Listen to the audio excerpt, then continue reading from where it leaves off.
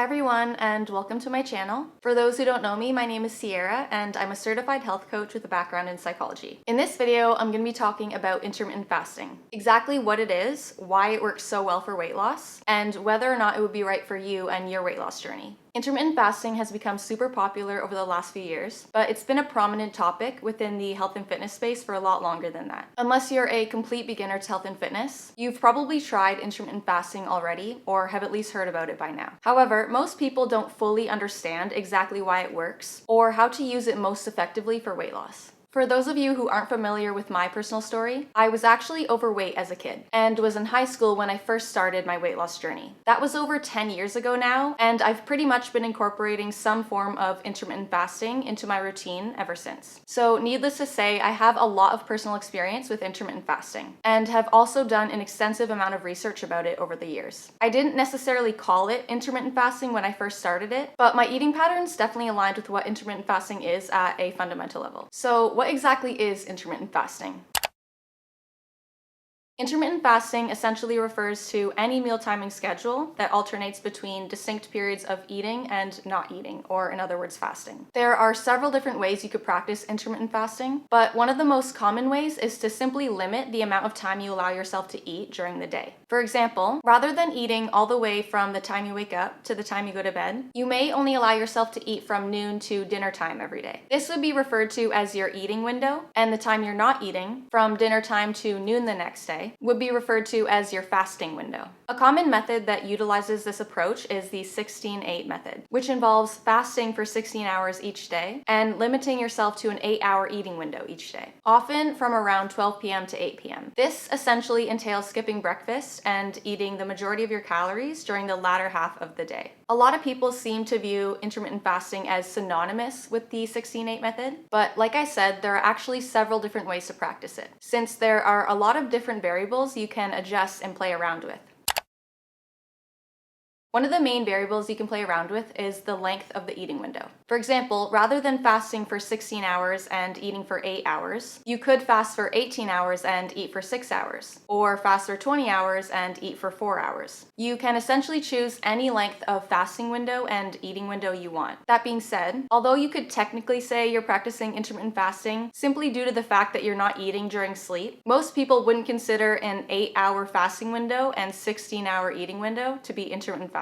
So although this isn't a hard rule by any means, I personally think that the minimum time you would need to fast in order to consider it intermittent fasting is 12 hours. So having a minimum of 12 hours fasting and a maximum of 12 hours eating. Another major variable you can play around with is the placement of the eating window, whether that's earlier in the day, in the middle of the day, or later in the day. Because even if you keep the length of the eating window the same, placing that eating window a lot earlier in the day is going to feel very different and have very different health and fitness outcomes compared to placing that eating window a lot later in the day. The last major factor you could play around with is how you spread out your food intake during the eating window, which includes the number of meals you consume within your eating window, as well as the calories you allocate towards each meal. For example, you could have just 1 or 2 very big meals during your eating window, or choose to have multiple smaller meals throughout the entirety of your eating window, and everywhere in between. In addition, even if the number of meals you consume is the same, there could be differences in the sizes of your meals. You could make the sizes of your meals the same, or you could skew your calories towards some meals more than others. This aspect of intermittent fasting isn't discussed as much, but it can actually make a very significant difference in terms of the effectiveness of the protocol and your ability to lose weight. And finally, in addition to the daily factors I outlined, there are also several day-to-day factors to consider, since intermittent fasting isn't confined to just a single day. For example, you may not want to fast every single day, or you may want to experiment with different fasting durations, perhaps opting for much longer fasts on certain days of the week compared to others. The point is, intermittent fasting can look a lot of different ways when you consider how many variables you can play around with.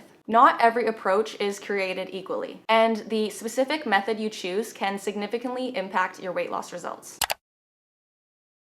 Many prominent figures and authorities within the health and fitness space have developed their own distinct diets and intermittent fasting methods based on the manipulation of some of these variables. For example, Lean Gains by Martin Burkhan, which is actually the original 16-8 method, the Warrior Diet by Ori Hofmeckler, Eat Stop Eat by Brad Pilon, and the list goes on and on. I'll include a brief breakdown of some of the most popular intermittent fasting methods on the screen. The majority of people practicing intermittent fasting simply choose to follow one of these predefined diets. However, I would argue that this isn't the most effective approach, since what works well for one person may not be optimal or appropriate for the next. Everyone has their own unique goals, lifestyles, and preferences. So instead of adhering to one of these predefined diets, which essentially advocate for the same approach for everyone, why not try to follow an approach that's specifically tailored to you as an individual? Hence, my goal for this video is not only to deepen your understanding of what intermittent fasting is and what it can look like, but also to encourage you to follow a more personalized approach. So with that being said, it's important to understand exactly why intermittent fasting tends to work for weight loss in the first place.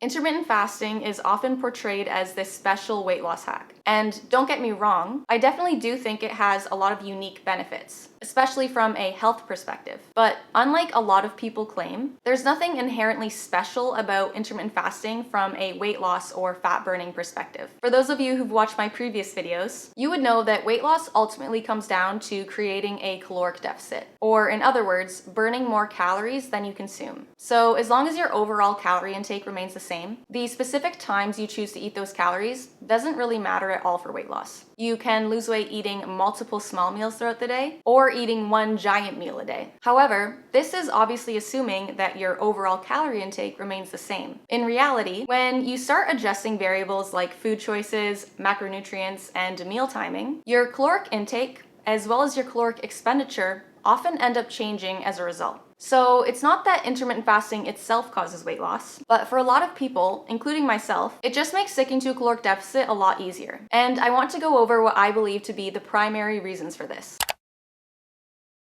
The most obvious reason is that you simply don't have as much time to eat. But simply, it's often just easier to eat less and control what you're eating when you aren't eating as frequently throughout the day. Since you don't have as much time to eat, you often end up eating less meals. For example, skipping breakfast and just having lunch and dinner, which naturally leads to a caloric deficit. It's pretty straightforward when you think about it. If you're eliminating an entire meal from your daily diet, of course your overall caloric intake is going to be lower. The second main reason is that even though intermittent fasting involves eating meals less often, it allows your meals to be a lot bigger. Just think about it. If you're eating the same number of calories in less meals, those meals will have to be a lot higher in calories. For example, let's say your target caloric intake is 1,500 calories per day, which is a pretty common target for a lot of females who are trying to lose weight. If you were to split those calories into 6 small meals throughout the day, like a lot of health and fitness authorities recommend, or at least used to recommend, each of those meals would have to be 250 calories. You could obviously have some bigger meals and some smaller meals, but they would still have to be an average of 250 calories. For most people, including myself, trying to stick to a 250 calorie per meal limit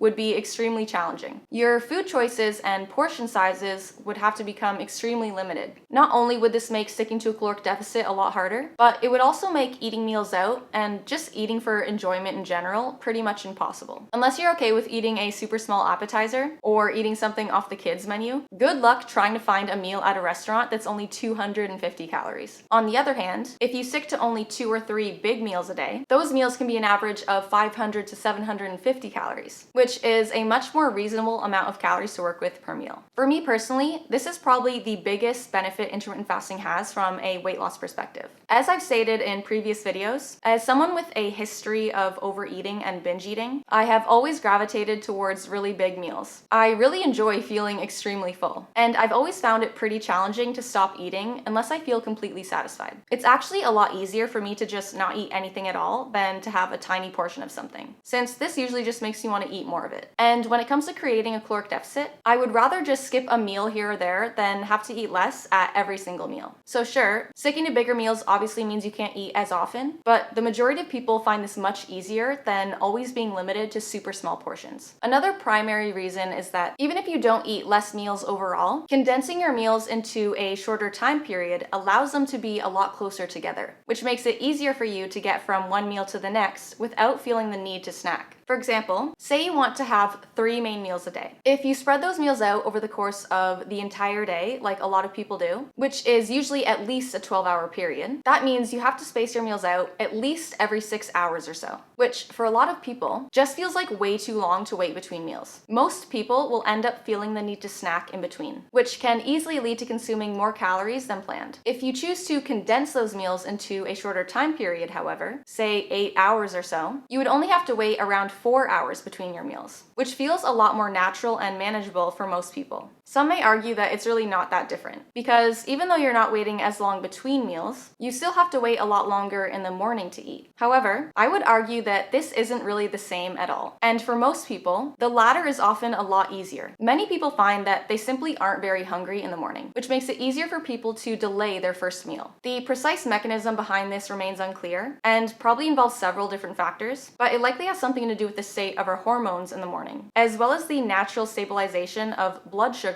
that occurs during the night. But the moment they start eating is when they want to continue eating. The rise and fall of blood sugar will often tend to trigger the next hunger signal, typically occurring around 3 to 4 hours after eating. So yes, while you do have to wait a little bit longer in the morning to eat, people usually find this much easier than waiting a long time between their meals. Another major benefit to intermittent fasting that I want to talk about, which I briefly mentioned earlier, is food flexibility. Sticking to bigger meals and having more calories to work with per meal just makes eating out and eating more flexibly in general a lot easier. For example, going back to my previous point, it's a lot easier to find a meal at a restaurant that's in the 500 to 750 calorie range than a meal at a restaurant that's only 250 calories. And it's the same with eating more calorically dense foods in general. The only way to make a decently sized meal that's only 250 calories is to stick to very low calorie foods, which may be fine for the most part, but it definitely isn't something you necessarily want to do all the time. Overall, you just have a lot more flexibility with what you can eat when you have more calories to work with per meal. And you can eat more normal portions of higher calorie foods without always worrying about accidentally going over your calories. In fact, this is often one of the secrets behind people who are naturally skinny and can eat whatever they want without gaining weight. You may see them eating out a lot and indulging in higher calorie meals, but they usually aren't eating that way very often. For example, whereas the normal person may have a day's worth of food before going out for dinner, the naturally thin person may not eat anything at all during the day, or at least very little, and they aren't going home and continuing to eat like a lot of people do. So sure, there are definitely people who have a lot faster metabolisms than others, but that's actually very rare compared to people who just know how to balance their overall caloric intake throughout the day. And practicing some form of intermittent fasting can make this a lot easier. In addition, intermittent fasting offers numerous lifestyle-related benefits. You don't have to worry about eating, preparing, or carrying around food with you all the time, which just makes life so much more convenient and enjoyable overall. A great example of how useful this can be is when you're traveling. Not only is it super inconvenient to eat when traveling, but the food you typically have access to when you're traveling isn't usually very healthy or weight loss friendly. So instead of compromising with low quality meals, opting to fast during traveling can allow you to save those calories for when you arrive at your destination, which is when you'll have access to the food you truly want to eat anyways. Being smarter about how you allocate your calories like this can be the key to turning an unsustainable weight loss plan into a sustainable one. The last major benefit I want to talk about is how intermittent fasting changes your relationship with hunger. The more you practice intermittent fasting and going longer periods of time without food, the better you get at being able to manage and tolerate hunger. Many people attribute this to your body getting really good at being in a fasted state and burning body fat for energy, which I definitely think is true to some extent. But I think the main benefits to this are more psychological. By allowing yourself to go longer periods of time without eating, you end up learning that hunger isn't an emergency. Hunger actually comes in waves, and it will come and go whether you choose to eat something or not. It doesn't just keep building and building until you finally give into it, which is simply not something you allow yourself to learn when you're constantly eating. Although you definitely don't want to be hungry all the time during weight loss, experiencing a little bit of hunger during weight loss is pretty much inevitable. So the better you become at tolerating it, the easier weight loss will become. So that basically covers the main benefits I think intermittent fasting has from a weight loss perspective. On top of being super convenient and lifestyle friendly, intermittent fasting often results in more satisfaction and less hunger overall, making it easier to stick to a caloric deficit and therefore easier to lose weight. All of that being said though, you don't necessarily want to fast for too long or go too low in meal frequency, because this can also be pretty unenjoyable. For example, some people practicing intermittent fasting opt to eat just one meal a day, also known as OMAD. Eating just one massive meal a day may be fine for some people, but it's definitely not going to be ideal for most, at least if you want to fast on a consistent basis. It pretty much goes without saying that fasting for an entire day can be extremely challenging, let alone fast for an entire day every day. And honestly, I just think it's unnecessary. Sure, it may be really nice to be able to eat really large portions of food in one sitting, which is especially tempting for those of us who have histories of binge eating, but that doesn't mean you have to save your entire caloric intake for one massive meal. And on the other hand, if you're using OMAD as a means to eat as little as possible and lose weight as fast as possible, that's almost guaranteed to end up backfiring. Because even though you do need to be in a caloric deficit to lose weight, you definitely don't want to be in too large of a caloric deficit. Being in too large of a caloric deficit will lead to an unnecessary amount of hunger, fatigue, and brain fog, a greater risk of muscle loss, a greater risk of developing other health issues such as hormonal imbalances and nutrient deficiencies, and a much greater risk of developing overeating and binge eating tendencies down the line. Overall, eating one meal a day is a very extreme approach, and for the amount of drawbacks it comes along with, it's simply not going to be worth the potential benefits, at least for most people. Just like most things in life, a balanced approach is usually best, and that definitely includes nutrition. So clearly, while there are definitely benefits to eating bigger meals less often, there is always going to be a point of diminishing returns. And kind of annoyingly, that point is going to be slightly different for everyone. In fact, some people won't do very well with intermittent fasting at all. Everyone reacts to hunger very differently. And while I may prefer eating really big meals less often, others may prefer eating much smaller meals and not having to wait as long between them. And there are many other reasons why intermittent fasting may not work well for you. Maybe you have a medical condition that